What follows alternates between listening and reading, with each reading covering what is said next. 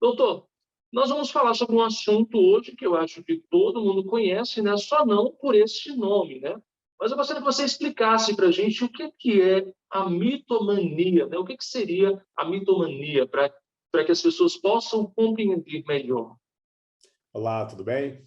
Bom, a mitomania ela se tornou mais evidente agora pelo aumento. Inclusive, eu venho recebendo aqui muita procura no meu centro de pesquisas, no meu departamento de ciência e tecnologia. Eu tenho muitos alunos que são psicólogos e vem constatando o aumento, como é óbvio, por causa da ansiedade. Então, a mitomania já é uma mania compulsiva de mentir.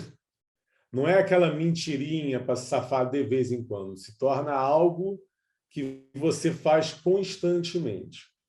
E o que mais chama a atenção são as crianças, porque as crianças cometem mais isso. Só que também tem adultos mitomaníacos. E o problema é que, se você não tentar resolver na fase infantil, pode se tornar um adulto compulsivo. E aí ele perde a credibilidade, tem diversos outros fatores que faz com que aquele adulto não tenha uma boa vida em relação a esse fato da mentira. As crianças elas podem mentir por diversos fatores, mas o maior deles é não receber penalização. Mas também tem relação com a cultura da rede social. Olha que interessante. Por quê? Nós somos semânticos. Eu gosto sempre de dizer isso. Equilíbrio e semântica. Tudo na vida tem que ser equilibrado. Eu gosto de usar o exemplo de que se você beber água demais, passa mal. Se beber água de menos, faz mal. Então, tudo é equilíbrio. Nosso organismo precisa estar em homeostase, que é equilíbrio. E por que semântico? Porque você busca na rede social a recompensa. E o aumento do uso da rede social está baseado na busca dessa recompensa. Porque a gente vive uma atmosfera negativa, já que a ansiedade te mergulha nessa atmosfera negativa. E é instintivo. Porque a ansiedade vai recorrer na amígdala cerebral a memórias negativas para que possa te tirar daquela situação. Então, a gente é o país mais ansioso do mundo, pela violência, por causa da questão da diferença social. Então, todos esses fatores já fazem com que sejamos ansiosos. Aí você vem a pandemia, vem a questão do receio da doença. Por mais que você seja negacionista, não importa. O inconsciente eleva a ansiedade porque é uma doença. E aí você tem a questão econômica, política. Os pais, né? Como que eles podem identificar? Existe uma maneira de identificar essa realidade, de saber que o meu filho ele está mentindo e ele está entrando nessa realidade aí da mitomania?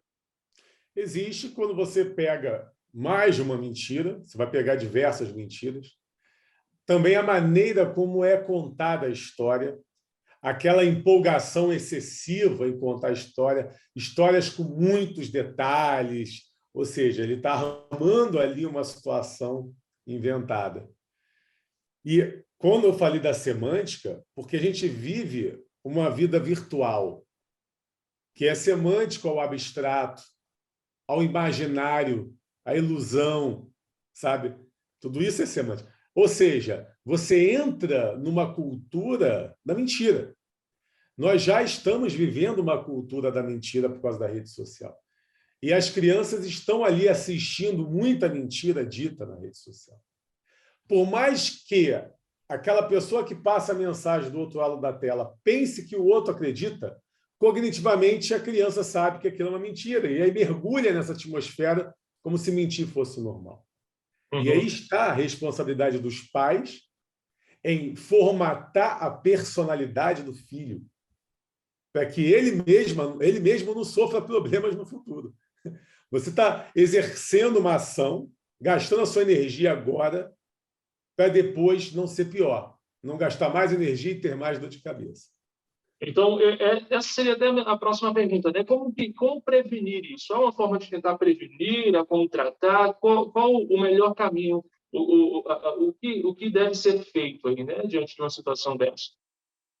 Nós temos que ter um diálogo com o filho. Tudo bem que existe aí um rigor, uma ordem de respeito, mas temos que ser amigos dos filhos também. Ter diálogo, para que ele possa ter confiança em nos contar a verdade e a gente conseguir conversar de acordo com a faixa etária, mas sem que ele tenha medo de contar essa verdade. E evitar aquele momento que você está ali ocupado, tendo que resolver coisas e seu filho quer chamar atenção, e você dá o celular na mão dele, aí que está o problema. Você está resolvendo um problema teu ali, de imediato. Mas você vai ter um problema depois, mais sério. Porque esse comportamento pode acarretar, consequentemente, em problemas no futuro, como vício, né, e outras questões, rebeldia, etc., dos próprios filhos. Porque o consumo excessivo de celular, ele é um problema. Eles não estão no celular para buscar fazer pesquisas de educação, de estudo. Não estão ali no celular para aprender coisas. Eles estão ali para ver YouTube de pessoas que não levam nada, uma cultura inútil. Estão ali para ver outras pessoas fazendo dancinha no TikTok, etc. E aí entra a pornografia, entra os riscos, induz mais ao mau caminho, que chama mais atenção, do que para o bem. Então, é isso que a gente tem que se preocupar. Esses, então, seriam os prejuízos, né, da questão da mitomania em si, né? Quais são os prejuízos que isso causa à pessoa, à criança, né, e à pessoa adulta também, visto que se ela não for barrada aí quando na sua infância, né, ela vai se tornar uma pessoa mitomaníaca, né? Acredito que seja esse o termo correto a ser utilizado. E eu vou responder essa pergunta de forma resumida e impactante, para que leve a sério. Porque o nosso cérebro é plástico e você molda o seu cérebro. Ou seja, uma criança mitomaníaca, ela pode moldar o seu cérebro e quando você molda, pode se tornar irreversível. Ou seja, é anatomia mesmo. Quando eu falo moldar o cérebro, é anatomia. Pessoas com transtornos, distúrbios, doenças como depressão, elas têm a anatomia do cérebro modificada. É a forma mesmo. Por exemplo, a amígdala cerebral, tão necessária no instinto, diminuída, por exemplo. É a má produção dos neurotransmissores, que são mensageiros químicos que controlam o nosso humor, porque estão alterados, porque a anatomia está alterada. É o lobo frontal do cérebro, a região da tomada de decisões, prevenção, da inteligência, com neurônios atrofiados por mau uso.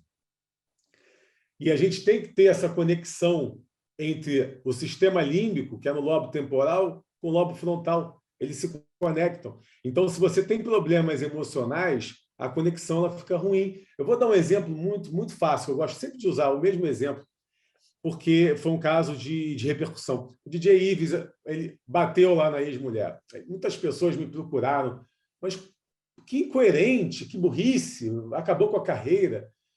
E eu nunca penso nessa questão. As pessoas não são burras. Existe ali um dano. E, levando em consideração o histórico, você vai analisar que ele teve uma fama repentina e um comportamento narcisista. E o narcisismo, que é muito comum na nossa sociedade hoje, por causa da internet, é a semântica que eu falei, você por trás de uma tela, abstrato, ilusório, pensa ter um poder, né? E você perde ali aquela coerência de que somos iguais, se alguém fosse melhor do que eu, ou eu fosse melhor do que alguém, eu seria imortal. Como eu não sei, não sou, então não faz sentido. Então, essa incoerência faz com que você tome atitudes que as pessoas pensam, por que você fez isso? É porque, na realidade, o transtorno narcisista faz com que você não tenha essa comunicação bem feita. Então, você não tem a prevenção, você não acredita nas consequências, não pensa nas consequências, mais ou menos como acontece na psicopatia. Entendi. Então, de certa forma, a mitomania é bem prejudicial, se não tratada com antecedência, se as pessoas não se atentarem a isso, infelizmente a gente vai ter uma sociedade cada vez mais doente, né? Menos e isso vai inteligente. desencadeando outras coisas. A mitomania ela vai desencadeando outras. A pessoa vai ficar menos inteligente. Ela vai ter uma dificuldade maior no raciocínio lógico. E aí você vai ter uma criatividade para bolar mentiras, mas não para resolver outras situações, porque nós temos inteligências. Existe uma inteligência determinante, é a lógica. ela é determinante, ela desenvolve as demais inteligências, mas existem as inteligências. Uma psicóloga chegou para mim ontem e me disse: os jovens e crianças que eu atendo têm um tempo de resposta muito rápido. Aí eu falei: a linguagem, a criatividade na linguagem delas que é eficiente, mas e no conhecimento e para puxar coisas novas, criativas? Ela, não, isso já tem dificuldade. Na base do conhecimento, trazer respostas lógicas com conhecimento, coerência, não é a mesma coisa de você ter uma linguagem na resposta. Dificulta. Doutor, existe algo mais que você queira falar sobre esse tema, sobre a questão da mitomania? Basicamente isso, né, que as pessoas precisam compreender. Eu tenho muitos temas, estudos relacionados a essas questões, por uma preocupação minha. É o futuro. Se a gente não pensar nas nossas crianças, a gente vai viver numa sociedade problemática e vamos sofrer as consequências, porque é um comboio social. Se eu não tentar cuidar das minhas crianças e jovens, eu terei problema na velhice, né? Imagina eu, idoso, com jovens zombando de mim ou me agredindo na rua, porque eu não ajudei a formatar essa personalidade do jovem. Então, eu acredito que a rede social é um risco muito grande. A rede social ela é boa para quem ganha dinheiro com a rede social, que encontrou motivos para ganhar dinheiro. É uma pequena minoria. A maioria não tem nada de útil ali na rede social. Então, isso me preocupa. E é muito fácil analisar. Você pega os veículos de comunicação onde traz mais conhecimento e vai ver a rede social deles, eles têm menos seguidores do que a rede social de entretenimento inútil, fútil. E isso a minha amedronta, isso eu fico muito preocupado com isso, porque é o futuro. Então, a minha preocupação é com o excesso de uso da rede social. Eu escrevi um artigo científico dizendo que o mau uso da internet deixa as pessoas menos inteligentes, publicado em 2018. Então, essa é a minha preocupação, porque eu já tenho aqui, de forma preventiva, todos os estudos que comprovam que teremos um futuro ruim se não soubermos usar a internet. Obrigado, doutor, por sua participação, pelo tempo dado aí à nossa equipe. Forte abraço, viu? Deus abençoe. Grande abraço, muito obrigado. Até logo.